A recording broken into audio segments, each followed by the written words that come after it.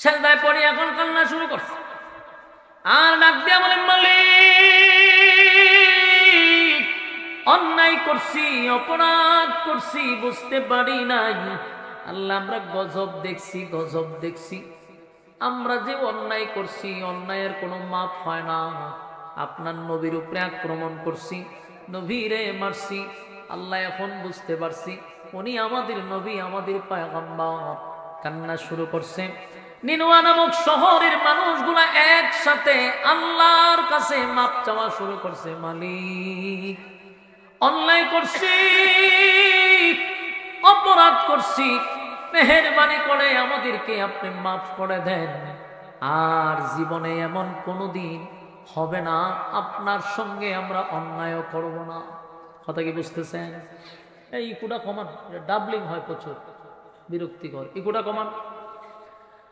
ইউনুস নবীর সমস্ত নিনওয়া নামক শহরের মানুষগুলা বলতে লাগলো, আল্লাহ এবার একটা সুযোগ দেন, আর কোনোদিন আপনার জমিনের দাঁড়াইয়া আপনার নাফরমানি করব না, আর আপনার নবীর সঙ্গে বেয়াদবি করব না, আর আপনার জমিনে তাইকে আপনার নাফরমানি চলবে না। আমরা আপনার উপরে ঈমান আনলাম। সবাই কালেমা পড়া শুরু করছে। 4 লক্ষ মানুষ কালেমা পড়ে তারা ঈমান আনলো নিজে নিজে। আর বলতে লাগলো, হায় কপাল, যদি আমাদের নবী ইউনুস থাকতো রে, আমরা ওনার হাতে গিয়া কালেমা পড়তাম, ওনার কাছে গিয়া মাপ চাইতাম, আমরা ওনাকে নবী হিসাবে মেনে নিতাম। কিন্তু কপাল আমাদের কতই না খারাপ, আমাদের নবী এখন আমাদের পাশে নাই। নিজেরা নিজেরাই কালেমা পড়তেছে, নিজেরা নিজেরাই আল্লাহর কাছে মাপ চাইতেছে।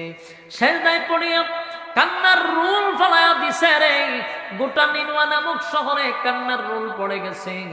আল্লাহ ডাক দিয়া বলে, জিবরাইল, আমি আল্লাহর সিস্টেম হলো নাফরমান যেখানে নাফরমানি হয় সেখানে আমি গজব দেই, কিন্তু এখন আমি মালিক কাদের উপরে গজব দিব?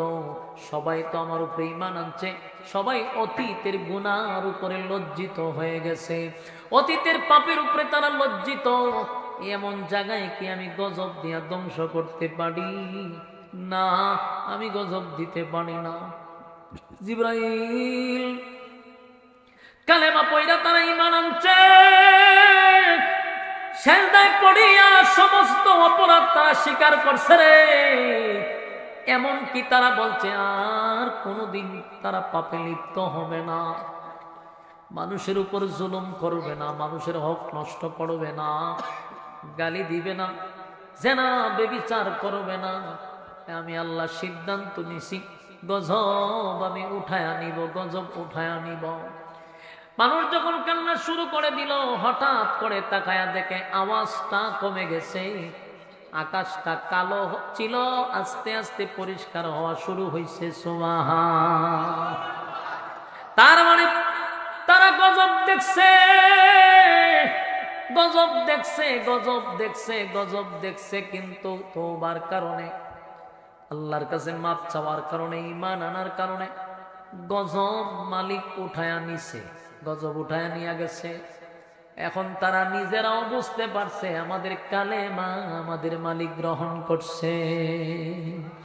ইরাকে একটা শহরের নাম হলো নিনওয়া নামক শহর। এই নিনওয়া নামক শহরে 4 লক্ষ মানুষ বসবাস করত। কত লক্ষ? 4 থেকে 5 লক্ষ মানুষ বসবাস করত। এই 4 থেকে 5 লক্ষ মানুষই ছিল বেঈমান। আল্লাহ রাব্বুল আলামিন ওই নিনওয়া নামক শহরে একজন নবী পাঠাইলেন, পয়গম্বর পাঠাইলেন, তাদেরকে হেদায়েতের রাস্তা দেখায়া দেওয়ার জন্য। যেই নবীকে পাঠাইছেন ওনার নাম হলো ইউনুস আলাইহিস সালাতু ওয়াস সালাম। উনি এই নিনওয়া নামক শহরে দাওয়াত দিছে প্রায় 40 বছর। জোরে কোন কত বছর? টানা 40 বছর দাওয়াত দিছে। কিন্তু আশ্চর্যের বিষয় হলো 40টা বছরের ভিতরে একটা মানুষও কালেমা পড়ে নাই। ইন্না লিল্লাহ। কত বছর? 40 বছর স্বয়ং আল্লাহর নবী হইয়া দাওয়াত দিল, একটা মানুষও কালেমা পড়ে নাই। তো শুধু কালেমা পড়ে নাই এতটুকু শেষ না, উনি যে একত্ববাদী খোদার দাওয়াত দিতে মানুষের কাছে গেছে, উনারে মারধর করছে, গালমন্দ করছে, বাধা দিছে, নির্যাতন উনি টানা সহ্য করছে 40 বছর। কথাগুলি একটু মনোযোগ দিয়ে শুনলে ভালো লাগবে। তো 40 বছর দাওয়াত দিয়ে একটা মানুষও কালেমা পড়াইতে পারল না। তো আল্লাহর কাছে একদিন কইছে, আল্লাহ, 1-2 দিন না তো 40টা বছর আমি আপনার কালেমার দাওয়াত দিলাম, আমার মারছে, এই অভিযোগ আমি নাই করলাম। যতদিন গেছি আমার তারা মারধর করছে, রক্তাক্ত করছে, গালি দিছে, পাগল বলছে, তাও আমার দুঃখ ছিল না যদি কেউ কালেমা পড়তো। আল্লাহ এই গালিও দেয়, মারেও, কালেমাও পড়ে না। দাওয়াত তো দিলাম আল্লাহ 40 বছর, এখন আমি কি করব? আল্লাহ রাব্বুল আলামিন তখন ইউনুস নবীরে বলল, এদেরকে আপনি গজবের ভয় দেখান, বলেন যে গজব আসতেছে। ইউনুস নবী সবার সামনে গিয়ে বলে, কয়ো সামনে কিন্তু গজব আইব, তোমরা যে কালেমা পড়ো না, উল্টা যে আমার মারধর করো, আল্লাহ কইছে তোমরা গজব দিয়া ধ্বংস করবো। বলুন তো এই কথা বলার পরে এরা ভয় পাওয়ার কথা না? মুটেও ভয় পায় নাই। উল্টা ইউনুস নবীরে বলে যে গজব দিয়ে আসবে কখন, দিন তারিখ ঠিক করছেন নি? নাউজুবিল্লাহ বলতেন না? চিন্তা করেনি তা কত খারাপ। গজবের ভয় দেখাইছে, গজব পাইবার কথা, কিন্তু গজবের ভয় তো পাই নাই, উল্টা কয় গজব কখন আসবে, কত তারিখে আসবে, দিন তারিখ ঠিক হয়েছে নি? ইউনুস নবী কয়, না, আমার তো আল্লাহ দিন তারিখ ঠিক করে দিছে না। তখন তারা হাসি তামসা শুরু করছে, গালমন্দ শুরু করছে। ইউনুস নবী আশ্চর্য হয়েছে, আল্লাহ এটা কোন জাতির কাছে আমার পাঠাইছে? গজবের ভয় দেখায়, আর গজবের ভয় পাইবার কথা, কিন্তু এটি ভয়ও পায় না। আল্লাহর কাছে দোয়া করছে, আল্লাহ এইগুলো মারাত্মক তেরা জাতি, এরা আমার কাছে এখন বলে আপনি গজবের দিন তারিখ ঠিক করে দিতেন। আল্লাহ এই কথা কইছে বলো, হ যা গিয়া বলো আগামী 3 দিন 3 রাতের ভিতরে আমি গজব দিব। কয়দিন কয় রাতের ভিতরে? 3 দিন 3 রাতের ভিতরে আমি গজব দিব, এদেরকে বলে দাও। এবার ইউনুস নবী গিয়া খুব সাহসের সাথে বলল, 40টা বছর খালি আমার মারছস, দাওয়াত গ্রহণ করস নাই, হাসি তামসা করছস, এখন মজা বুঝবি। তো কি হয়েছে? আগামী 3 দিন 3 রাতের ভিতরে গজব আসবে, তোরারে হমানে ধ্বংস করবো। এখনো বালা আছে। এরা কয় অসুবিধা নাই, আমরা অপেক্ষায় আছি, 3 দিন তো অনেক দেরি আছে, আপনার আল্লাহর এখন টাইম মতো গজব পাঠাইয়া দিত। নাউজুবিল্লাহ। ইউনুস নবী না, এই জাতি আর পরিবর্তন হবে না। উনি করল কি, গজবের কথা বইলা ওনার স্ত্রী আর 2টা সন্তান নিয়া উনি এই শহর থেকে আরেক শহরে চলে গেছে। তো নিনোয়া নামক শহরের মানুষ প্রায় 4 লক্ষ 4.5 লক্ষ মানুষ। এদের মধ্যে কিছু মানুষ আছে একটু মানে বুঝে, সর্দারি করে অথবা মাতব্বরি করে, এরকম কিছু লোক থাকে না সমাজের মধ্যে। তো মাতব্বর টাইপের কিছু লোকরা বলল, এই নিনোয়া নামক শহরের মানুষ, ইউনুস আমাদেরকে কালেমার দাওয়াত দিছে, একত্ববাদী খোদার দাওয়াত দিছে 40 বছর, আমরা কেউ তার কালেমা গ্রহণ করি নাই, উল্টা তারে মারছি, রক্তাক্ত করছি, গালি দিছি, বাড়িতে হামলা করছি, কোনোদিন প্রতিবাদ করে নাই, কোনোদিন আমাদের সাথে হাতাহাতিও হয় নাই, চোখরাঙ্গানিও হয় নাই। গজব আসবে বলছে, কিন্তু কোনোদিন গজবের দিন তারিখ ঠিক করে নাই। কিন্তু গতকালকে সে গজবের দিন তারিখ ঠিক করে আমাদেরকে বলে দিছে। এখন আমরা যে হাসি তামসা উল্লাস করতেছি, একটাবার চিন্তা করা দরকার, যদি গজব আইসাই পড়ে তখন আমাদের কি করণীয়? এদের মধ্যে একজন দাঁড়ায়া বলে, আমি অতীতের ইতিহাস কিছু পড়ছি। বলে, কি পড়ছস?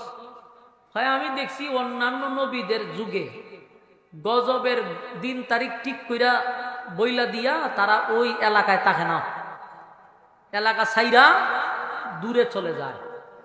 তো তোমরা যদি ইউনুস নবীরে বাড়িতে গিয়া পাও 100% গজব আসবে না, আর যদি বাড়িতে গিয়া না পাও ও 100% গজব আসবে। কথা কি আমার বুঝতেছেন? এরা কহ কথা ঠিক, এটা একটা ব্যবস্থা নিতেই। তো একটা টিম পাঠাইছে ইউনুস নবীর বাড়িতে গিয়া দেখে ইউনুস নবী নাই। গ্রামে তো গাইছে, শহরে তো গাইছে, কোথাও ইউনুস নবী নাই। এখন ভিতরে সিফা মারছেনি, কাম ভালো হয়েছে। ইউনুস নবী বাড়িতে নাই, তার মানে 100% গজব আসবে রে। আমরা কে বাঁচাই? যদি থাকতো বুঝতাম গজব আসবে না, কিন্তু উনি তো নাই এলাকায়। 2 দিন গেছে, আর আছে কয়দিন? 1 দিন। আর খালি বয়ে বয়ে চিন্তা করে যে যদি আইসা পড়ে, যদি গজব আইসা পড়ে। 3 দিন হয়ে গেছে। সকালবেলা ঘুম থেকে উঠা দেখে আকাশের কালার পরিবর্তন হয়ে গেছে। কথা কি আমার বুঝতেছেন সবাই? এখন আকাশ হলো সবুজ, পুরাটা আকাশ এমন কালো হয়েছে যা অতীতে এরকম কালো আর কোনোদিন দেখে নাই। শুধু কালোই হয় নাই, সকাল থেকে একটা আওয়াজ, মানে আওয়াজটা হইতেছে, যত সময় যায় একটু বাড়তেছে। একদিকে নতুন আওয়াজ বিকট, অন্যদিকে আকাশ কালো হয়ে গেছে। নিনুয়া নামক শহরের মানুষ কয় আমরা গজব দেখছি, কিছুক্ষণ পরে গজব আসবে।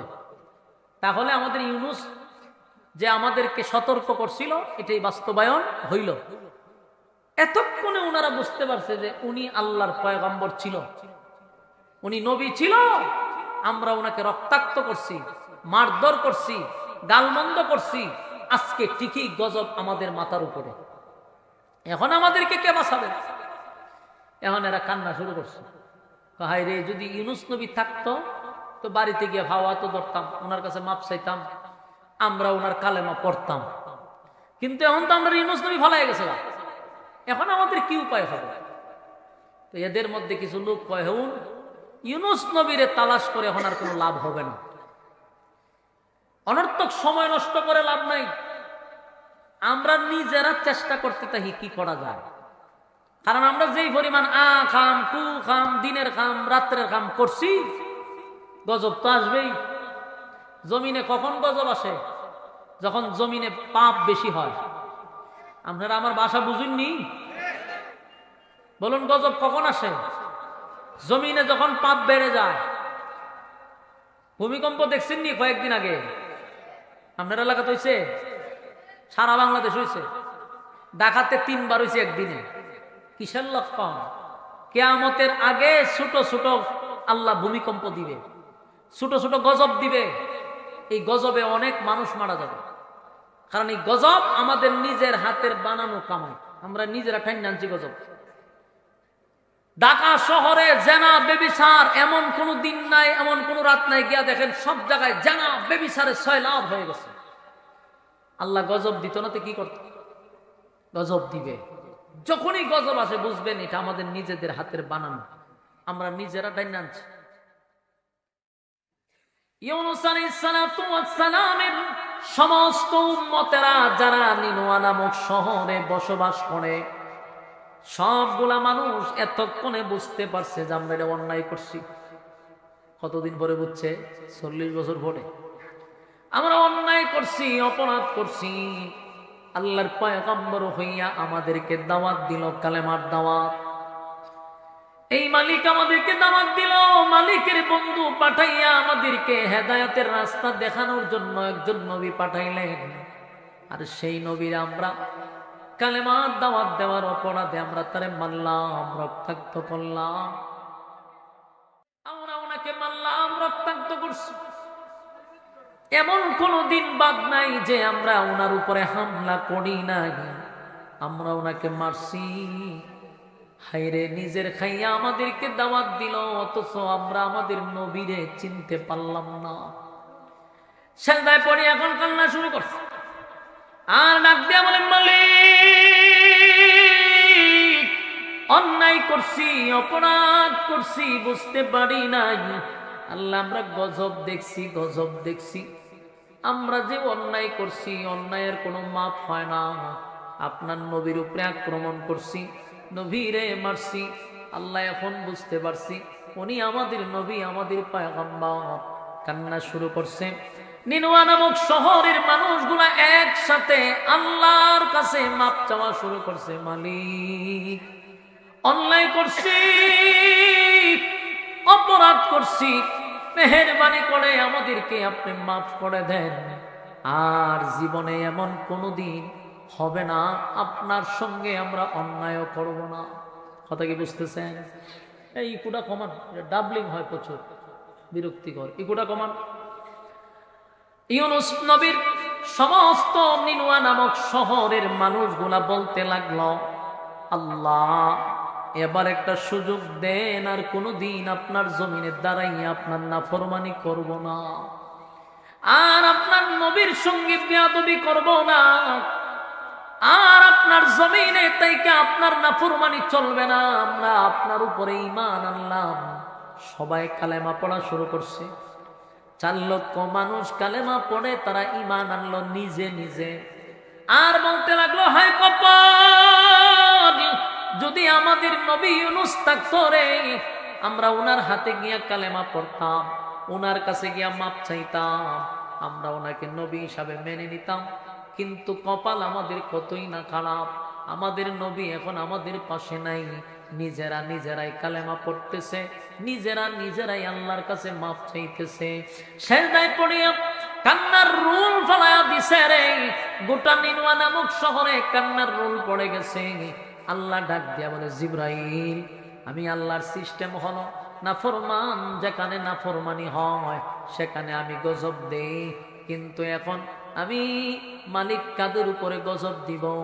সবাই তো আমার উপরে ঈমান আনছে, সবাই অতীতের গুনার উপরে লজ্জিত হয়ে গেছে, অতীতের পাপের উপরে তারা লজ্জিত।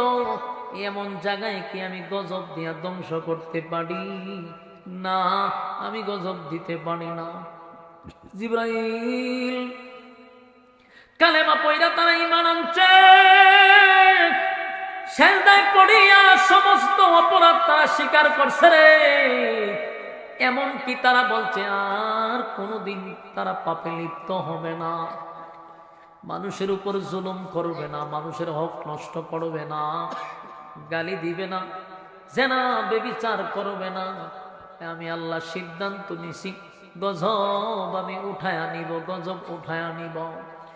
মানুষ যখন কান্না শুরু করে দিল, হঠাৎ করে তাকায়া দেখে আওয়াজটা কমে গেছে, আকাশটা কালো ছিল, আস্তে আস্তে পরিষ্কার হওয়া শুরু হয়েছে। সুবহান। তার মানে তারা গজব দেখছে, গজব দেখছে, গজব দেখছে, গজব দেখছে, কিন্তু তওবার কারণে, আল্লাহর কাছে মাপ চাওয়ার কারণে, ঈমান আনার কারণে গজব মালিক উঠায়া নিছে, গজব উঠায়া নিয়ে গেছে। এখন তারা নিজেরাও বুঝতে পারছে আমাদের কালেমা আমাদের মালিক গ্রহণ করছে, তাই তো আমাদের উপর থেকে আল্লাহ গজব উঠায়া নিছে রে। যদি গজব উঠায়া না নিত তাহলে বুঝতাম আমাদের কালেমা আল্লাহ কবুল করে নাই। আকাশ পরিষ্কার হয়ে গেছে, বিকট আওয়াজ বন্ধ হয়ে গেছে, সব মানুষ স্বাভাবিক হয়ে গেছে। কিন্তু ঘটনা হইল, ইউনুস নবী তো আছে আরেক শহরে।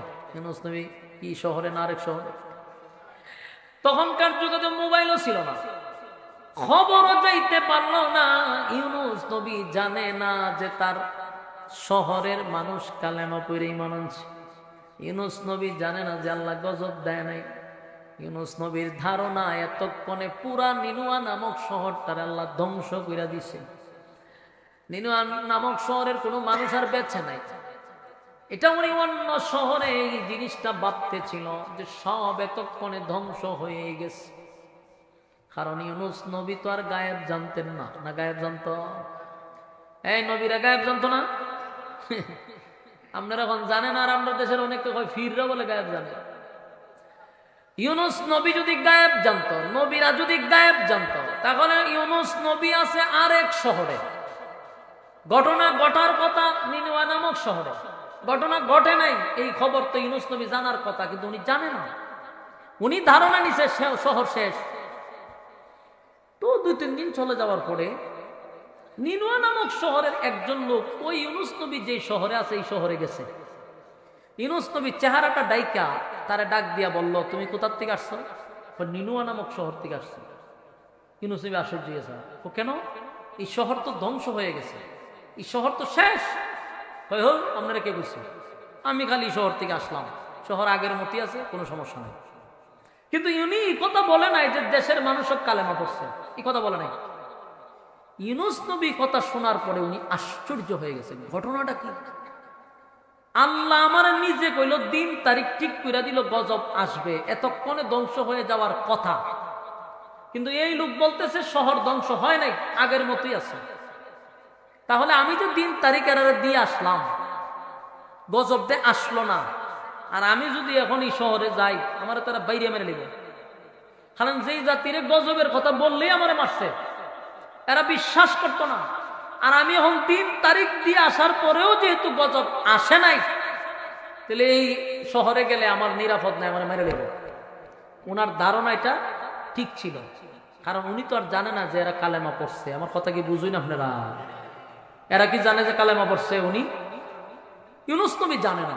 তবে ইউনুস নবীর ধারণাটাও ঠিক, কারণ যদি গজব না আসতো আর এরা কালেমা না পড়তো, ইউনুস নবীর এরা মেরে ফেলাইতো। হয়তো তুমি যে আমাদের এতদিন খালি ভয় দেখাইছো, দিন তারিখ ঠিক করছো, গজব আইলো না কেন? ইউনুস নবী কয়, না, সর্বনাশ, এই জাতির কাছে আমি আর যাব না। যেই জাতিরে 40 বছর দাওয়াত দিতে গিয়ে মার খাইলাম, গজবের ভয় দেখাইলাম, গজব আসবে আসবে ভয় দেখাইলাম, শেষ পর্যন্ত গজবের দিন তারিখ ঠিক করে দিলাম, গজব আল্লাহ দিল না, এদেরকে ধ্বংস করলো না। এখন যদি তাদের মাঝে আমি যাই, আমার মাইরা ফেলাইব, এতে কোনো সন্দেহ নাই। তাই ইউনুস নবী সিদ্ধান্ত নিছে এই শহরে আর যাবে না। না, আমি আর যাব না, যাবে না, এটা পুরো সিদ্ধান্ত। কি করবে? আমি শহর ছাইরা, মোট কথাই দেশ ছাইরা আমি বিদেশ চলে যাব। বলুন তো দেখি, সিদ্ধান্তটা কি আল্লাহ তাআলার না ওনার ব্যক্তিগত? এই সিদ্ধান্তটা ব্যক্তিগত, ব্যক্তিগত সিদ্ধান্ত। আল্লাহ হয় ওয়াজান্নুন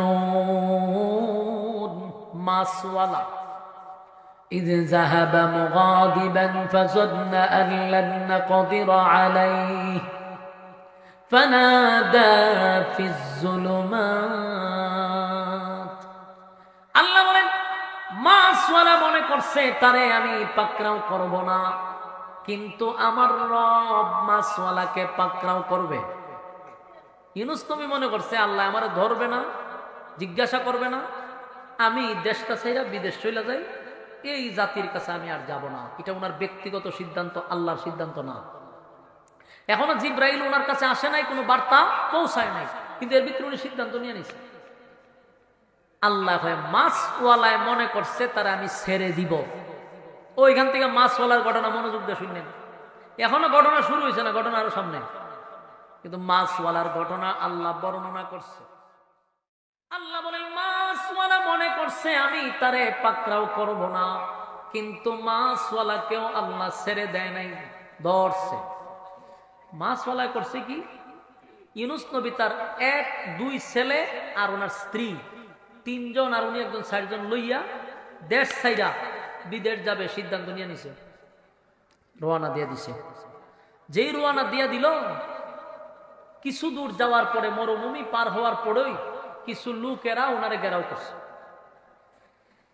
ঘেরাও করে বলেছে, ঘেরাও করে বলতেছে যে আপনার বিবিটাকে আমাদেরকে দিয়ে দেন, নাউজুবিল্লাহ, আপনি চলে যান, বাচ্চা কাচ্চা নিয়ে চলে যান, কিন্তু এই মহিলা এই রাস্তা দিয়ে যেতে পারবে না, এটা আমাদের সর্দারের নির্দেশ।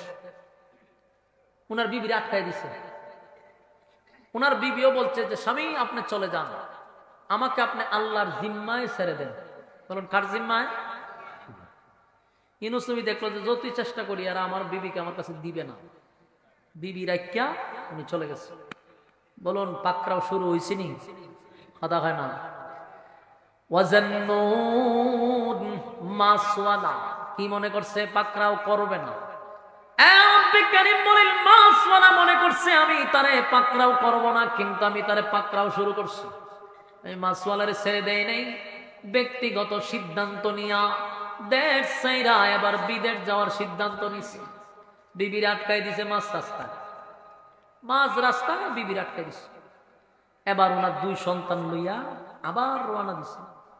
তো বিদেশ যাইবার আগে সাগরের পাড়ে যাওয়ার আগে একটা নদী আছে।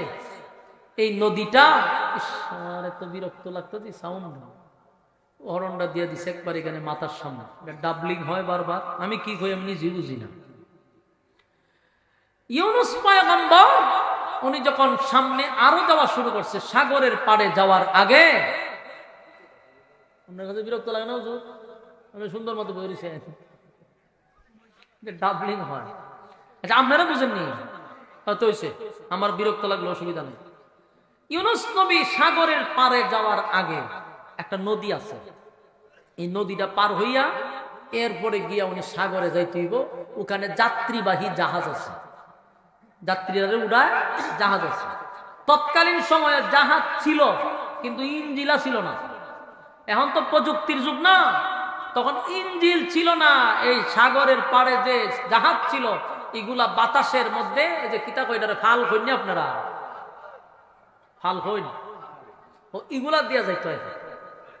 ইউনুস নবী একটা নদী ক্রস করে তারপরে সাগরের পাড়ে গিয়ে আনলে সাগরে উঠবে। এই নদীতে বেশি পানি নাই, ধরেন না হাঁটু পানি, পানিতে কোনো স্রোত নাই। উনি চিন্তা করলো আমার একটা ছেলের পাড়ে রাখতে আর একটা ছেলের ওই পার রাখতে আবার এটারে নিয়ে যাবো। উনি ছোট ছেলেটারে কুলে নিয়ে সাগরে নামছে, আরে নদীতে, নদী পার হতে হবে। নদীতে নামার পরে যেই নদীটা ছিল মরা নদীর মতো, কোনো স্রোত নাই, পানি বেশি নাই। যেই ইউনুস নবী নদীতে নামছে নদীর মধ্যে পানির স্রোত বাড়ছে। বলুন পানির স্রোত বাড়ছে না পাকড়াও করছে? হ্যাঁ।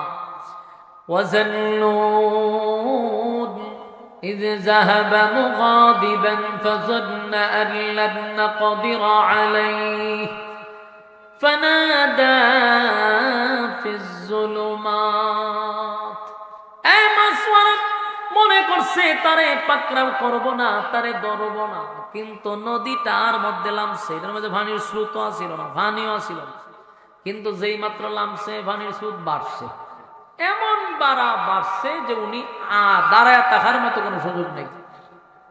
ভাই এটা একটু কমান, এগুলা কমান। আমি এত শান্তির অভাব না, এত নিশ্চিন্তা ঘুমাই দিছে। এখান থেকে একটা বিরক্তি লাগতেছে, আওয়াজটা ডাইরেক্ট দিয়ে দিছে। এমনি সেটিংই বোঝে না কিসের এটা স্বরলিপি আছে, এরা নাম দিয়া চলতেছে। বসেন লইরেন না, কখনো মাছওয়ালার ঘটনাত গেছি না, খুব বিরক্ত লাগতেছে আওয়াজটা আমার কাছে, ডাবলিং হয়। এখন আসুন, এই নদীতে পানি নাই, স্রোত নাই, যেই মাত্র নামছে পানির স্রোত বাড়ছে। উনার সন্তানটারে উনি ধৈর্য যে রাখবে এই ক্ষমতাও নেই। এত স্রোত বাড়ছে, টাইনা সন্তানকে নিয়ে যাচ্ছে। এক পর্যায়ে ইউনুস নবীর হাত থেকে তার ছোট সন্তানটা ছুটে গেছে। ইন্না লিল্লাহি ওয়া ইন্না ইলাইহি রাজিউন, ছুটে গেছে। বলুন তো দেখি, আপনার সন্তানটা যদি নদীর মাঝখানে আপনার হাত থেকে ছুটতে চলে যায়, বাবা হিসাবে কেমন লাগবো? ভালো লাগবো আপনারা? না আপনারা আওয়াজে বোঝা যায়, কয়েকবার ছেড়ে দিচ্ছেন, শ্রোতার লক্ষণে বোঝা যায়। আল্লাহ কয় মাছওয়ালার আমি কি করছি? পাকড়াও করছি। যেই নদীতে পানি নাই, স্রোত নাই, হঠাৎ করে পানি কোথার থেকে আসলো, স্রোত কোথার থেকে আসলো, বোঝা গেল এটা স্রোত না, এটা আল্লাহর পাকড়াও, ধরে লেছে আল্লাহ। আপনি আল্লাহর অনুমতি ছাড়া বিনা সিদ্ধান্তে ব্যক্তিগত সিদ্ধান্ত লইয়া উনি দেশ ছাইরা বিদেশ যাওয়ার সিদ্ধান্ত নিছে। আল্লাহ কয় নদীতে যেমনি নামছে পানির স্রোত বেড়ে গেছে। পানির স্রোতের কারণে ছোট বাচ্চাটারে আটকায় রাখতে পারলো না, নিয়ে গেছে। এখন কি করব? ফারের ভাই চাইছে যে নদীর পাড়ে বড় ছেলেটা না দাঁড়া রয়েছে, তাকায়া দেখে হেটারে বাঘে লিয়ে দৌড় মারছে। কিসে নিছে? বাঘে নিয়ে দৌড় মারছে। ইউনুস নবী বুঝা লাইছে যে আসলে এগুলো কোনো ঘটনা না, এটা আমার আল্লাহ ধরে লিছে, আমারে ধরছে। কারণ আমি আমার মালিকের সিদ্ধান্ত ছাড়া কাজ করলাম, মালিক পছন্দ করে না। বিবিরেও আটকাইছে, সন্তানটিরও আটকাইছে। কথা কি বুঝতেছেন? আওয়াজ কি শোনা যায়? হ্যাঁ, আওয়াজ পাইতেছেন নি? আওয়াজ দেন না কেন আপনারা? বলুন, ধরছেনি? পাকড়াও করছে। বড়টা রলে গেছে বাঘে, শুরুটা রলে গেছে ভানি। বউরা আটকালিছে রাস্তার মাঝখানে, শেষ নিও না, সর্বদিক দিয়ে ওনারে ধরছে। এরপর উনি সিদ্ধান্ত অটল, দেশ ছেড়ে দিল। সব হারাইয়া মন খারাপ তো নদী ফাইরিছে, বাইরে সাগরের ফারকে দাঁড়াইছে। দাঁড়াইয়া দেখে এটা একটা জাহাজ যাত্রীবাহী, এটার ভিতরে গিয়ে উঠছে। উঠার পরে মনটা খারাপ না, স্ত্রী সন্তান হারাইয়া পয়গম্বর মনটা খারাপ নিয়ে বসে রয়েছে। যাত্রীবাহী জাহাজ যখন পুরাটাই বুকিং হয়েছে, এরা দিছে সাইডা, বিদেশের উদ্দেশ্যে রওনা। জাহাজ তো তার গতিতে চলতেছে, কিন্তু গঠন হইল সাগরের মাঝখানে আইসা এখন আর জাহাজ আর যায় না, জাগাত ঘুরে, এক জায়গাতেই ঘুরে। কথা কি বুঝতেছে? ঘুরে না, পাকড়াও করছে। ইউনূস নবী তাকায়া দেখে জাহাজ আর সামনে যায় না রে, এটা খালি জাগাতই ঘুরে। এখন জাহাজের সমস্ত মানুষ কান্নার রোল পড়ে গেছে। হায় হায়, আমাদের জীবন এখানে শেষ হবে, এটা আমাদের তো জানা ছিল না। আর যারা জাহাজের নাবিক তারাও বলতেছে কত রাস্তা দিয়ে যায় আর আয়, কোনদিন এমন অবস্থা আমরাও দেখি নাই। কি হয়ে গেল? ঘটনাটা কি হইল? জাহাজ তো সামনে জানা খালি জাগাতি ঘুরে, জাগাতি ঘুরে। এখন চিল্লাচিল্লি যখন শুরু করছে, সবাই বসছে। দেখেন, আমি একটা জিনিস আশ্চর্য সেই জায়গাতে আইসা, আল্লাহ এদেরকে কি পরিমাণ মেধা দিছে দেখেন। এখন তো আমরা যা করিল প্রযুক্তির কারণে, আর তৎকালীন মানুষের আল্লাহ এমন মেধা দিছিল, এরা মেধা দিয়ে অনেক কিছু বলতে পারতো, বাইর করে নিতে পারতো। এরা তাৎক্ষণিক এটার ভিতরে বসে বৈঠকে বসছে যে ঘটনাটা কি, কিসের জন্য এটা জাগাত ঘুরে, এটার একটা ব্যবস্থা তো বাইর করতেই হবে। এরা তুগায়া ঘটনা তো একটা পাইছি, বলে কি বলে, নিশ্চিত এই জাহাজের ভিতরে কোন গুলাম মালিকের অর্ডার ছাড়াইছে। আপনার এলাকার যদি সুবহানাল্লাহ তাহে তুলে হইতে পারে। আচ্ছা, আপনারা এটি কোন সময় কোনো ঠাডা ওটা বললে, কেউ মারা গেলে আমি জানি না তো, হইতে তো পারে। কারণ আমরা যেখানে কইবারি কেন ফোন না তুলে বোঝা গেল অন্য জায়গা লাগান নাকি সুবহানাল্লাহটা। কি আজীব অবস্থা হচ্ছে। এর মাথা দেখছেন না, বাইর করলো কেমনে? হয় নিশ্চিত কোন গোলাম তার মালিকের অর্ডার ছাড়া এখানে উঠছে, এই জন্য জাহাজের সামনে যেন খালি জাগাত ঘুরে। বাইর করে লিখছেন সুবহানাল্লাহ। কি ঘটনা বাইর করলো কেন? ইউনূস নবী তো মনে মনে বুঝে রেছে, রে এই গোলাম তো আমি তো সেই পাকড়া গোলাম, ভাগ্যাইছি আমি মালিকের অর্ডার ছাড়া আসছি। ইউনূস নবী এখন এরা সিদ্ধান্ত নিছে কি জানেন, নৌকার মানুষ হয় এখানে কে আছো গোলাম যে মালিকের অর্ডার ছাড়া ভাগ্যে আসছো, তুমি নিজে নিজে স্বীকার করার, নাইলে আমরা দইরা ইডাল্লা ফেলাই দেব। ইউনূস নবী হাত তুলছে, অন্য করে ফালানির কোনো দরকার নাই, আমি সেই গোলাম যে মালিকের অর্ডার ছাড়া আসছি। সুবহানাল্লাহ। যেই তারা এই কথা বলছে, সবাই মিল্লা ইউনূস নবীর দিকে তাকায় আছে, এক দৃষ্টিতে তাকায় আছে, ডাইনে বামে তাকায় না। ঘটনা কি জানেন? এরা দিককে ওনারা আশ্চর্য গেছে, এত সুন্দর লোক। কারণ উনি তো নবী, নবীদের চেহারা কি সবার মতো? আল্লাহ যেই যুগে যেই নবী পাঠায়, ওনার চেয়ে সুন্দর আর কাউরে বানায় না। সুবহানাল্লাহ থাকলে কইতে পারে, ওইখানে সুবহানাল্লাহ আছে, কইেন মাঝে মাঝে কইেন। তেমন আপনি চিন্তা করেন, উনার চেহারা তো সুন্দর, সুন্দর চেহারা, বডি সুন্দর, দেহ সুন্দর, বানাইছে তো নবী হিসাবে। এরা সবাই তাকায় কয়, আস্তা করলে এটি কি তাকান আপনি? এরকম সুন্দর মানুষকে আর গোলাম হয়? এরা যে গোলাম ভাবতেছে, ইউনূস নবী আবার এই গোলাম ভাবতেছে। এরা ভাবছে যে কোনো বাড়িতে কাজ করতো কোনো গোলাম, এটা মালিকের অর্ডার ছাড়া আয়া জাহাজে উঠছে। কিন্তু উনার চেহারার মধ্যে তো গোলামের কোনো চাপ নাই, এবং এই পুরা জাহাজের মধ্যে সবচেয়ে সুদর্শন চেহারা হলো ওনার। এরা কয় সর্বনাশ, এমন সুন্দর সুরতের মানুষরে যদি আমরা ভুল ক্রমে ইডাল দিয়ে ফালাই দিয়ে সাগরে, জাহাজ তো এখন ঘুরে উপর দিয়া, উনারে ফালাইলে এটা নিচে দেখে যায়। আমরা এই ভুল করতে রাজি না, এই ভুল করতে আমরা রাজি না। চিন্তা করেন ওখানে এরা কি করবে। ইউনূস নবী বারবার কইতেছে, দেখো তোমরা ভুল করতেছো, আমি ঠিকই আছে, আমি গোলাম। না না না, সর্বনাশ, এরম সুন্দর চেহারার লোক গোলাম হয় কেমনে? না না না না, সর্বনাশ, এটা হয় না। আপনি ভালো মানুষ, আপনার মতো একটা ব্যক্তির যদি আমরা ফালাইয়া দেই, তাহলে আমরা আর অস্তিত্ব থাকবে না। ভুল এমনি একটা হইছে, আর একটা হইলে। এরা আর ইউনূস নবীর কথা শুনে না। এরা তালাশ করতেছে যে আর কোন গোলাম আছে, কিন্তু গোলাম তো পায় না। শেষে একটা সিদ্ধান্ত নিছে। সিদ্ধান্ত কি জানেন? যে সবার নাম লিস্ট করো, জাহাজের যত যাত্রী আছে সবার নাম লেখো, এই নাম দিয়ে আমরা লটারি দিব। লটারিতে যার নাম উঠবো এরা আতে পাবো দুইরা ইডাল ফেলা গেল, তাহলে জাহাজ ঘুরবে। সিদ্ধান্ত নিছে। আবার ঘোষণা দিছে যার নাম লটারিতে উঠবে সে নিজের এই বিষয়টা মাইনা নিতে হইবে। কারণ তোমার কপালের দোষ, কিছু করার নাই।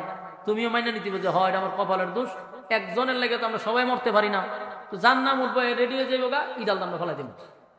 মানুষের ভিতরে একটা আতঙ্ক শুরু হয়েছে, যায় হাই রে খান নাম উঠবো রে, আর খেয়ে মাছের খাবার হইব, এই চিন্তায় মানুষ হাই উল্লাস শুরু করে দিছে। তো এরা লটারি লয়ে বসছে, বইজন লটারি টান দিছে, প্রথম নাম হয়েছে ইউনুস নবীর নাম। এরা সবাই একজনের ভাই একজনের ছায় হয়, ঘটনা কি উজুরে বাঁচাইতাম যায়, উজুরের নাম দেয় পড়ে। তখন কয় না এটা ভুলে আছে, এই নাম আওয়ার কথা না, উনি গোলামও না আর এই নাম আওয়ারও কথা না, ভুল হয়েছে। আবার মার লটারি আবার দিছে, কিন্তু আবারও ইউনুস নবীর নাম হয়েছে। এরপরও কয় ভুল হয়েছে, আবার মার। 3 বার দিছে ইউনুস নবীর নাম, 3 বার 4 বার, এমন কি বলা হয়েছে 9 বার পর্যন্ত দিছে নাম একটাই ইউনুস নবীর নাম। 9 বার গিয়ে এরা থামছে, থামনা হয় বহু চেষ্টা করছি আপনারা বাঁচাইবার, কিন্তু আর বাঁচাইতে পারলাম না। এই শেষবার দিতেছি 10 বার, যদি উঠে তা আমরা রেডি, তখন আমরা ফালাই দেবো আপনারে। 10 বার যখন উঠছে না, হুজুর আল্লাহর রাস্তায় মাফ করে দিন, কিতা করবেন, আমরা বহুত চেষ্টা করছিলাম যে আপনারা বাঁচাইবার, আমরা যে অপরাধী এটা এখন বুঝতে পারছি। ধর হুজুরের হাত পাওয়া ধরছে, দইরা ইডাল দিয়া ফালাই দিছে সাগর। ইউনুস নবীর কই ফালাইছে? সাগরে ফালাই দিছে। সাগরের পানিতে পড়বার আগেই বড় এক মাছ আইয়া ইউনুস নবীরে গিলা ফেলাইছে। যেই মাছে গিলছে ওই মাছরে আবার আরেক মাছে গিলা লাইছে। পেটের ভিতরে 2 মাছের পেটের ভিতরে চলে গেল ইউনুস পয়গম্বর। ওয়াজান্নুন إذ ذهب مغاضبا فظن أن لن نقدر عليه فنادى في الظلمات أن لا إله إلا أنت سبحانك إني كنت من الظالمين। এই আইলো মাছওয়ালার ঘটনা। আল্লাহ কয় মাছওয়ালা মনে করছে আমি তারে পাকড়াও করব না, পাকড়াও করব না, কিন্তু আমি মাছওয়ালারে পাকড়াও করছি ব্যক্তিগত সিদ্ধান্তে। দেড় সাইরা বিদেড় যাবে, আল্লাহ ওনারে ধরছে। আর মাছওয়ালা যখন ফেডের ভিতরে গেছে মাছে, আল্লাহ আবার এখানে একটা ঘোষণা দিছে, এ মাছ ফেডের ভিতরে নিছত, ভালো কথা হজম করতাম না। সুবহানাল্লাহ। আমার ইউনুস মাছের পেটের ভিতরে গেল, কিন্তু তাকে হজম করার কোনো ক্ষমতা আমি মাছরে দেই নাই। মাছের পেটের ভিতরে যাওয়ার সাথে সাথে ইউনুস নবীও বসে থাকে নাই, উনিও বুঝতে পারছে আমার মালিক আমারে পাকড়াও করছে। আল্লাহর পয়গম্বর বইলা ডাক দেয়। আশ্চর্য হয়ে গেল। আশ্চর্য হওয়ারই কথা, কারণ ইউনুস নবী উনি 40 বছরে ওনারে কেউ আল্লাহর নবী বলে ডাক দেয় না। তাকায়া দেখে একজন মাছওয়ালা ব্যক্তি চাষ করে, মাছ ধরে বাজারে বিক্রি করে, এটাই তার কাজ। এমন একটা ব্যক্তি ডাক দেয়া, হুজুর বেয়াদবি মাফ করবেন, আপনি আল্লাহর একজন পয়গম্বর। সুবহানাল্লাহ। ইউনুস নবীর চোখ দিয়ে পানি চলে আসছে। 40টা বছর কালেমার দাওয়াত দিলাম রে, কেউ আমারে নবী বইলা ডাক দিল না, আমার আল্লাহর পয়গম্বর বলে ডাক দিল না। কেমনে জানলি আমি আল্লাহর পাঠানো একজন পয়গম্বর? এই লোকটা কয়, হুজুর আমি জানি না, আমারে জানাইছে। সুবহানাল্লাহ। আমি জানি না, কিন্তু আমারে জানাইছে আপনি আল্লাহর পয়গম্বর। হুজুর একটু আসেন আমার বাড়িতে। ইউনুস নবীরে লইয়া এই লোক তার বাড়িতে গেছে, গিয়ে ইউনুস নবীরে বসাইছে। হুজুর বসেন। বসলো। কিছুক্ষণ পরে তাকায়া দেখে ওই মাছওয়ালার সাথে ওনার যে ছোট বাচ্চাটা নদীর পানিতে স্রোতে নিয়ে গেছিল, এটার সামনে না খারাপ করছে। সুবহানাল্লাহ আসেনি? আচ্ছা কোন তো দেখি, হারানো জিনিস যদি আপনি ফিরা পান কেমন লাগবে? আবার নিজের সন্তান হারায় গেছে, আশা ছাইরা দিচ্ছেন যে মরে গেছে গা, এখন যদি সন্তান আবার আপনার সামনে আসে, বাবা কি নিজেরা কন্ট্রোল করতে পারবো?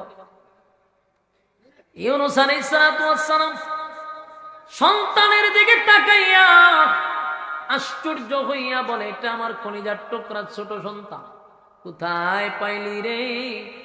হুজুর আমি পাই নাই, আমার কাছে একজন দিয়া গেছে।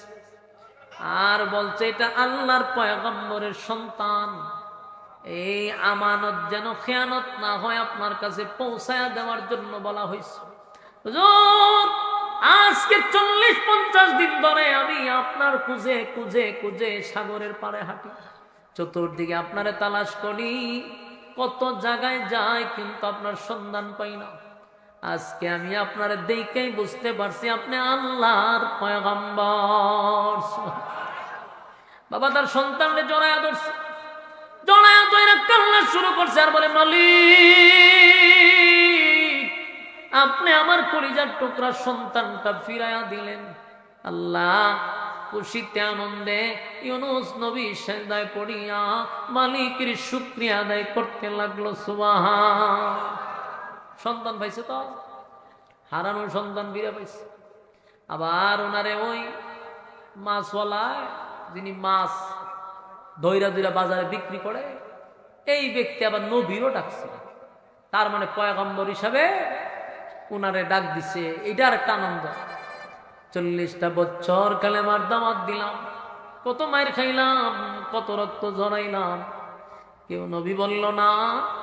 এই লোকটা নবী বইলা ডাক দেয়, ইউনূস নবী মালিকের দরবারে খুশি শুকরিয়া আদায় করে। এবার ছোট সন্তানটারে কোলে নিয়া সামনের দিকে রওনা দিছে।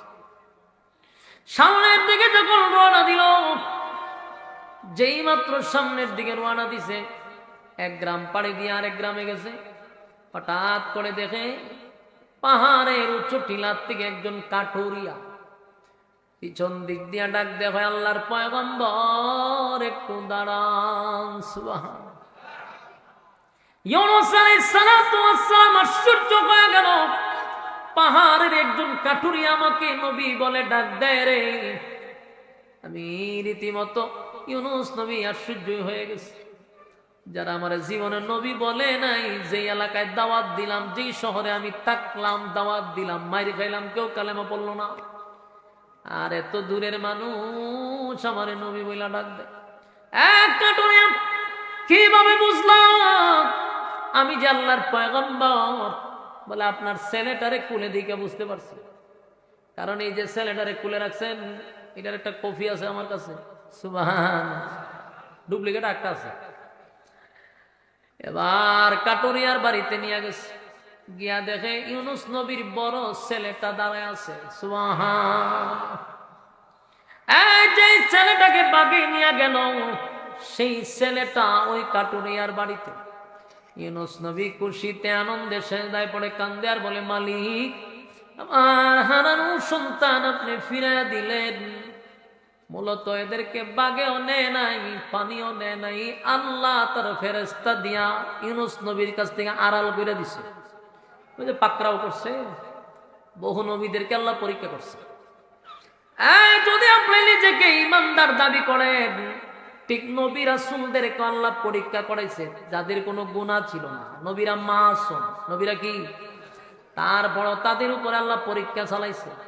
আর আমি আর আপনি নিজেরে ইমানদার দাবি করি, মনে করছি আমাদের উপরে পরীক্ষা আসবে না। কি কোন পরীক্ষা আসবে না? পরীক্ষা আসবে। অলরেডি পরীক্ষা এসে বসছে, অলরেডি কি পরীক্ষা আসছে। এমন সবচেয়ে বড় ইমানের পরীক্ষা দিতে হবে বাউলদের ব্যাপারে। কথা হয় না? যে বাউলরা আল্লাহর শানে বেয়াদবি করে, আল্লাহকে গালি দেয়, আল্লাহর ইজ্জত নিয়ে টানাটানি করে, এই সমস্ত বাউলদেরকে যারা ফক্ক নিয়ে কথা বলতেছে, এদেরকে বয়কট করা সময়ের দাবি। কথা কি বুঝতেছেন? এদেরকে বয়কট করা সময়ের দাবি। আমার একটা প্রশ্ন আপনাদের কাছে, ভাই, এটা তো আমার ইমানের প্রশ্ন, এটা কি? ইমানের প্রশ্ন। আমার আল্লাহ এবং রাসূলকে নিয়ে গালি দিবে আর আমি সুবহানাল্লাহ তাসবিহ জপব, মাথায় টুপি লাগাইয়া মসজিদে যাইব, এটা আমার দায়িত্ব না। তাসবিহর মধ্যে ইসলাম শেষ না, টুপির মধ্যে ইসলাম শেষ না, আপনার আরো দায়িত্ব আছে। সুফিগিরি দেখান, মনে করছেন আমি তো 5 ওয়াক্ত নামাজ পড়ি, আল্লাহকে নিয়ে গালি দেয়, রাসূলকে নিয়ে গালি দেয়, আপনার শরীরের মধ্যে জজবাই ওঠে না, বুঝবেন আপনি ইমানদার না, আপনার ইমানের সমস্যা আছে, আপনি মুনাফিক। কিসের মুসলমান হইছেন? আমার বাবারে গালি দেন, আমারে গালি দেন, বুঝে নিব ব্যক্তিকে গালি দিছেন, কিন্তু আপনি আল্লাহ এবং রাসূল নিয়ে কথা বলবেন আর আমরা এটা উত্তর দিব না। এটা বাংলাদেশ না, এটা কোন দেশ? বাংলাদেশ না? বাংলাদেশে 96% মুসলমান বসবাস করে। আপনারা যদি মনে করেন যে 1% বাউলের পক্ষ নিয়ে আপনারা কথা বলবেন, তাহলে 96% মুসলমান আপনাদেরকে লাল কার্ড দেখাবে, লাল কার্ড। এটা মাথায় রেখেন। আপনারা লাল কার্ড দেখবেন যদি 96% মুসলমানের দেশে 2% না 1% বাউলদের পক্ষ নিয়ে কথা বলতেছেন, 18 কোটি মুসলমানদের কলিজায় আঘাত দিচ্ছেন আপনারা। ভাই বুঝতাম এটা রাজনৈতিক বিষয়, এটা রাজনৈতিক বিষয় না, এটা আল্লাহ এবং নবীর প্রশ্ন। আমার নবীর বিরুদ্ধে কথা বললে যেই দলে বলবে সেই দলের মুখে আমি তুতু মারতে নিক্ষেপ করব। আপনাদেরকে বলছি ময়মনসিংহের মানুষেরা, ফুলবাড়িয়ার ভাইয়েরা, ভাই কোন দল করেন আমার কোনো দেখার বিষয় না, আপনার ব্যক্তি যে কোনো দল করতে পারেন, আমরা কোনো দল করি না, তাই কোনো দলের পক্ষ নিই না। কিন্তু দুঃখ হলো যেখানে আল্লাহ এবং নবীর প্রশ্ন, সেখানে কি আপনি চুপ করে বসে থাকবেন? এটা আপনার ইমানি দায়িত্ব। আপনি নামাজ পড়ে জান্নাতে যাবেন, শুধু নামাজ রোজা হজ জাকাত করে জান্নাতে যেতে পারবেন? এটা আমাদের ইমানি পরীক্ষা, এটা আমাদের ইমানের পরীক্ষা। আমরা স্পষ্ট বক্তব্য দিছি, যদি এই বাউল নামক ফাউলের দৃষ্টান্তমূলক সর্বোচ্চ শাস্তি না দেয় আর কোনোভাবে যদি লগিং করে তাকে ছাড়ানো হয়, বাংলাদেশে দ্বিতীয় আরেকটা ঘটনা ঘটবে ইনশাআল্লাহ। এটা ইমানের হেফাজতের জন্য প্রয়োজনে লক্ষ যুবক নবীর জন্য আল্লাহর জন্য জীবন দিতে প্রস্তুত থাকবে। কিন্তু এইভাবে তো হতে দেওয়া যায় না। 16 বছর সহ্য করছি। মুজিবের বিরুদ্ধে সকালে কথা বললে বিকাল বেলা দেখতেন এরে কবর দিয়ে উফরে ফুল গাছ লাগাই দিছে, মাইরে লিছে, মাইরে একটা উফরে ফুল গাছ লাগাই দিছে। কারণ মুজিবের বিরুদ্ধে কথা বলা যাবে না, নেতা বড় নেতা কথা বলা যাবে না। বিএনপির তারেক জিয়ার বিরুদ্ধে আপনি এখন খালি একটা গালি দিয়া দেখেন, আপনি বাজার দিয়ে বাড়ি যাচ্ছেন না, আপনার আড্ডি গুটি সব প্রমাণ করে নেবেন।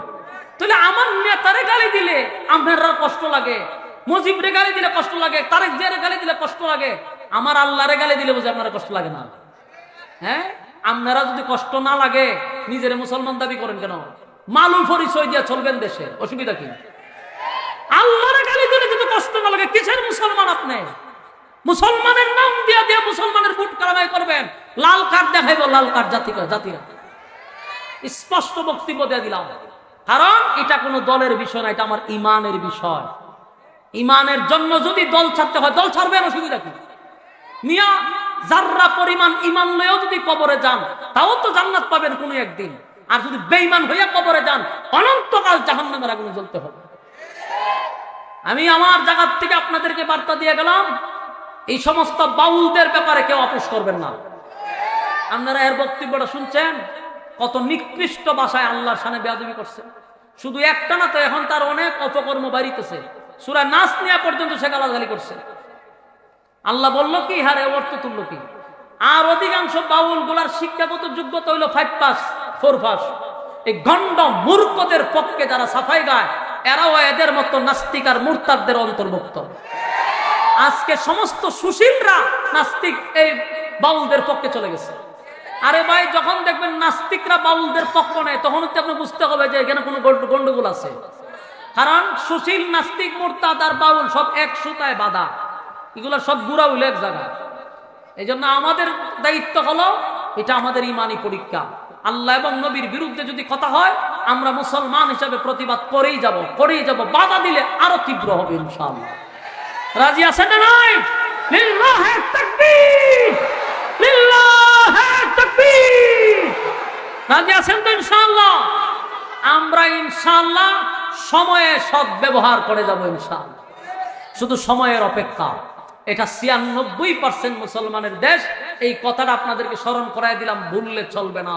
একটা মানুষ নামাজ পড়তে পারে না, এটা তার ব্যর্থতা। রোজা রাখতে পারে না, তার ব্যর্থতা।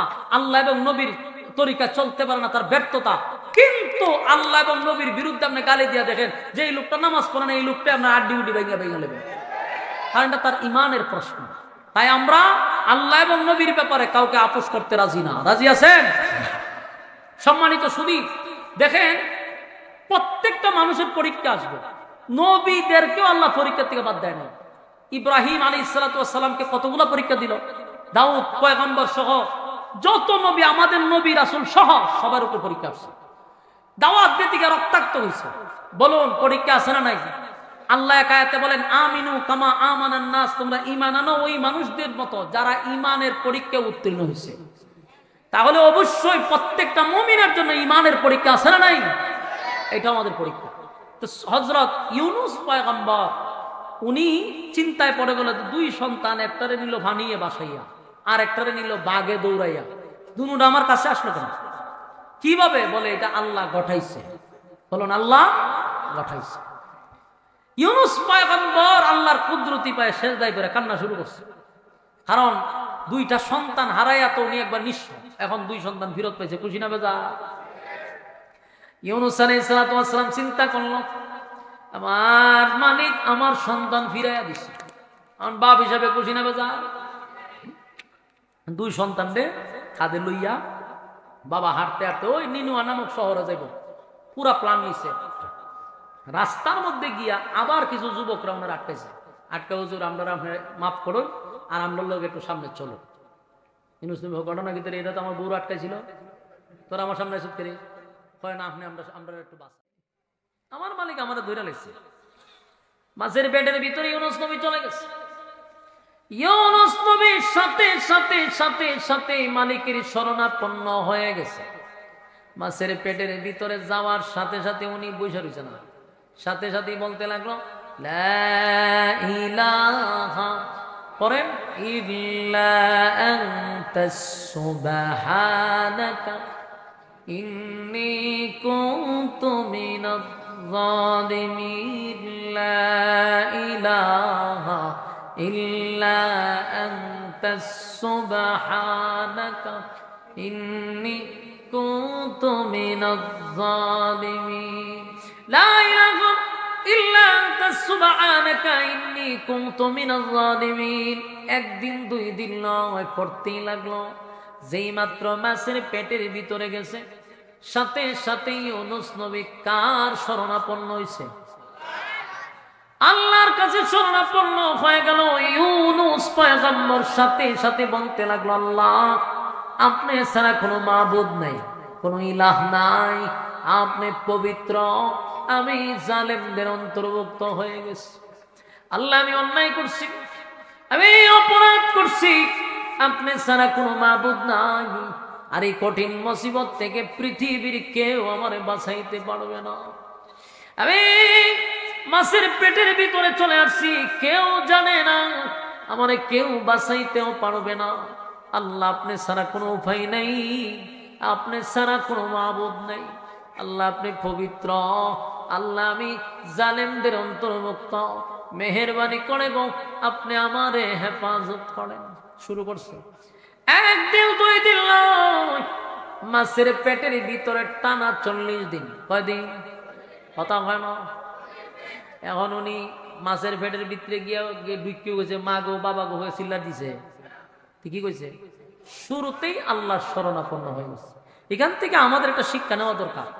আমরা মুসিবতে পড়লে বাবারে ডাক মারি, মারে ডাক দেয়, নাহলে ভিড়রে ডাক দেয়, নাহলে ল্যাংটারে ডাক দেয়, নাহলে জড়ারে ডাক দেয়, ঠিক নেই? এই লেডা ল্যাংটা জড়া বাদ দিয়া শরণাপন্ন হইতে হবে আল্লাহ। মুসিবতে পড়লে আল্লাহ শরণাপন্ন হইতে হবে। আপনি যে মনে করেন মুসিবতে পড়ছেন না, আল্লাহরে না ডাক দিয়া বাবারে ডাক দিয়েছেন, বাপ না ঘুমো, রাইতে 2টার সময় বিপদে পড়ছেন, এখন ডাক দিলে কি বা শুনবো নি? কই আছে? ঘুমায় গেছে। আর আল্লাহ বলেন 24টা ঘন্টার একটা সেকেন্ড আমার ঘুম নেই। আল্লাহর কি ঘুম আসেনি মনে করো? তন্দ্রা আসেনি? ঘুমও নাই, তন্দ্রাও নাই। লা তাখুযুহু সিনাতুন ওয়ালা নাওম। আল্লাহ বলেন আমার ঘুমও নাই, আমার তন্দ্রাও নাই। সুবহানাল্লাহ। শরণাপন্ন হইতেই আল্লাহ। ইউনুস নবীর সাথে সাথে ডাইন বাম নাই, ডাইরেক্ট আল্লাহর উপর শোনো, আল্লাহ আপনি ছাড়া আর এখন আমার উপায় নেই, আল্লাহ আপনি ছাড়া আর উপায় নেই। যেমন আমরা অনেক সময় দেখছেন না, কই লাই লাইলাম আল্লাহ আপনি ছাড়া উপায় নেই, আল্লাহ আপনি ছাড়া আর কোনো উপায় নেই। ইদানিং মানুষ বিপদে বললে ঠিকই কয় আল্লাহ আপনি ছাড়া কোনো উপায় নাই। ইউনুস নবীও মাছের পেটের ভিতরে গিয়ে আল্লাহরে ডাকা শুরু করছে। মাছের পেটের ভিতরে ইউনুস নবীর কি ঘটনার ভিতরে আরেকটা ঘটনা পাইছে। একদিন 2 দিন নয়, মাছের পেটের ভিতরে উনি ছিলেন প্রায় 40 দিন। 40 দিন এই সূরা, এই আয়াতটা লা ইলাহা ইল্লা আনতা সুবহানাকা ইন্নী কুনতু মিনাজ জালিমিন, এই সূরা পড়ছে রে। এই আয়াতটা পড়তে ছিল সূরা ইউনুস। এই ইউনুস আলাইহিস সালাতু ওয়াস সালাম দোয়া ইউনুস নামে এই সূরা, এই আয়াতটা পরিচিত। আমরাও মুসিবতে পড়লে কই দোয়া ইউনুস পড়ো। ইউনুস নবী পড়তে লাগলেন। আল্লাহ রাব্বুল আলামিন বলেন, ইউনুস আমারে একদিন 2 দিন নয় 40 দিন পর্যন্ত ইউনুস আলাইহিস সালাতু ওয়াস সালাম একই কথা বললেন, আল্লাহ আপনি ছাড়া উপায় নাই, আপনি আমাকে বাঁচান, আল্লাহ আপনি ছাড়া কোনো উপায় নাই, আল্লাহ আপনি এক অদ্বিতীয়, আপনার কোনো শরীক নাই, আল্লাহ আপনি পবিত্র, আমি জালিমদের অন্তর্ভুক্ত। দোয়া করতেছি। আল্লাহ বলেন, আমি ইউনুসের দোয়া শুনছি, ইউনুস আমার কাছে সাহায্য চাইছে, আমি ইউনুসের কথা শুনছি। শুধু তাই নয়, কঠিন থেকে কঠিন মুসিবত থেকে আমি তার উদ্ধার করছি। সুবহানাল্লাহ। আল্লাহ বলেন, ফাস্তাজাবনা লাহু ওয়া নাজাইনাহু মিনাল গাম। আল্লাহ বলেন, আমি ইউনুস রে শুধু তার ডাক শুনছি এমনটা, তার আমি অক্ষত অবস্থায়, আমি তার সুস্থ অবস্থায় ফিরাইয়া দিছি। সুবহানাল্লাহ। আমার ফুলবাড়িয়ার ভাইয়েরা, আমি আপনাদের কাছে জানতে চাই, মাছের পেটের ভিতরে গেলে কি কেউ বাঁচে? সাপে খাইলে কেউ বাঁচে? বাঘে খাইলে বাঁচে? আল্লাহ অসম্ভবটাকে সম্ভব করে দিলেন। মালিক চাইলে যে পারে রে, 2টা মাছের পেটের ভিতরে ইউনুস আলাইহিস সালাতু ওয়াস সালাম, 2টা অন্ধকারের ভিতরে, পানির আরেকটা অন্ধকার, এই সাগরের নিচে মালিকের জিকির করে, মালিকের জিকির করে। আল্লাহ কয়, আমার ইউনুসকে আমি ফিরাইয়া দিলাম।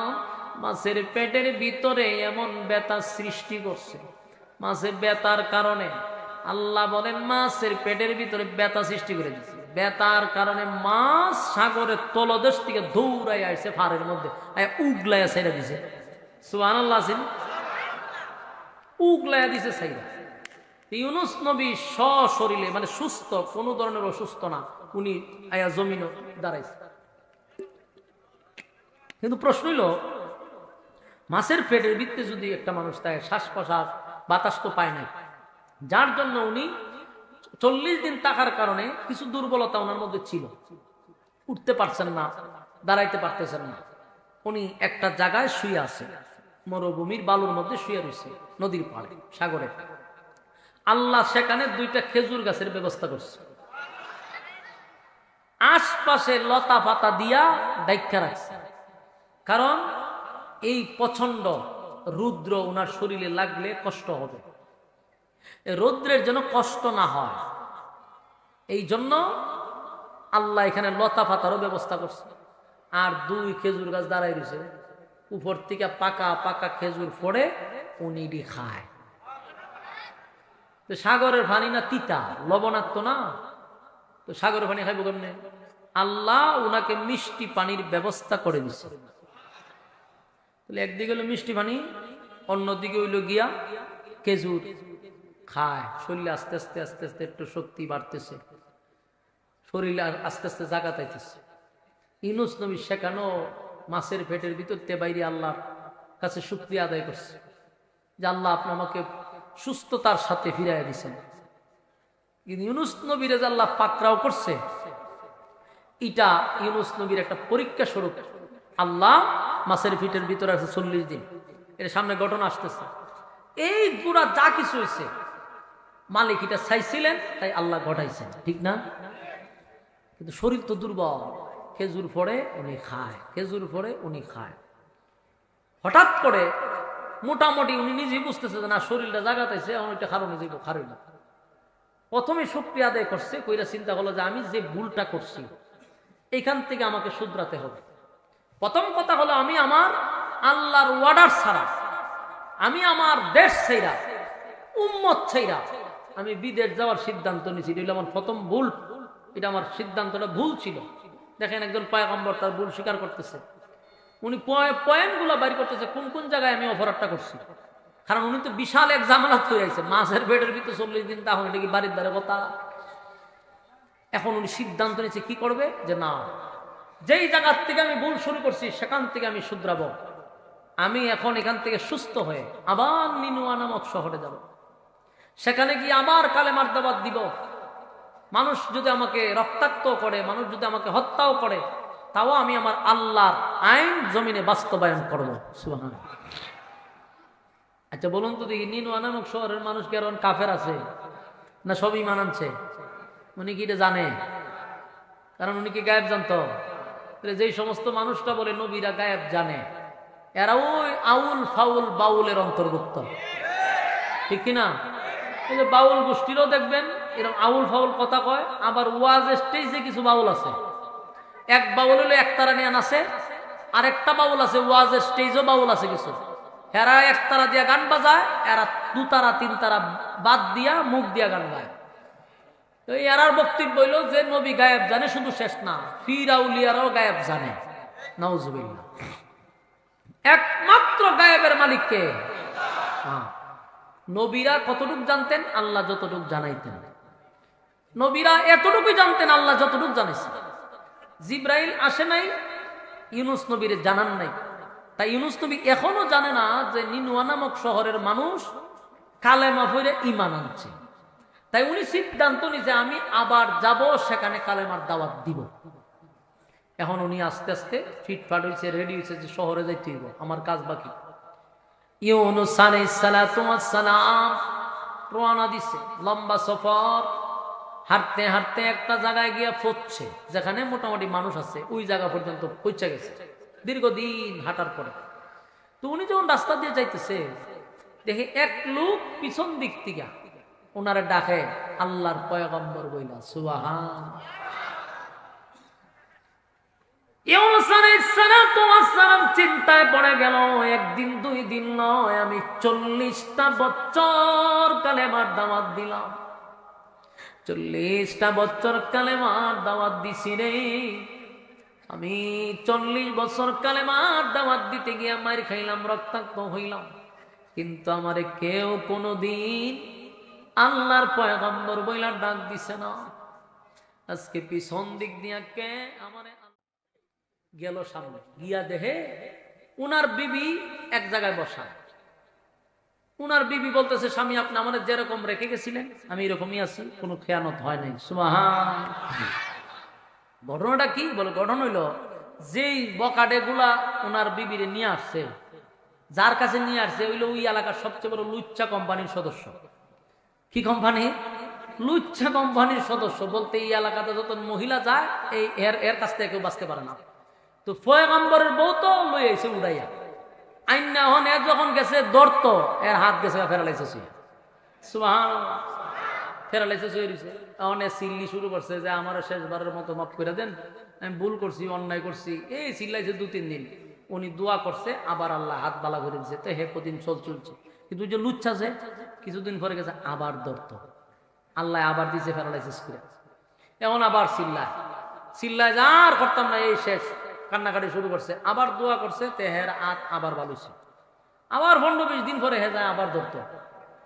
এখন হাত দুটাও গেছে ফেরালাইছে। এখন ওনার বিবি কয় যে তুই এইভাবেই থাক, তুই যতদিন এইভাবে থাকবি আমি ততদিন সেইবে তখন এইভাবেই থাক, তুই ভালোই থাক।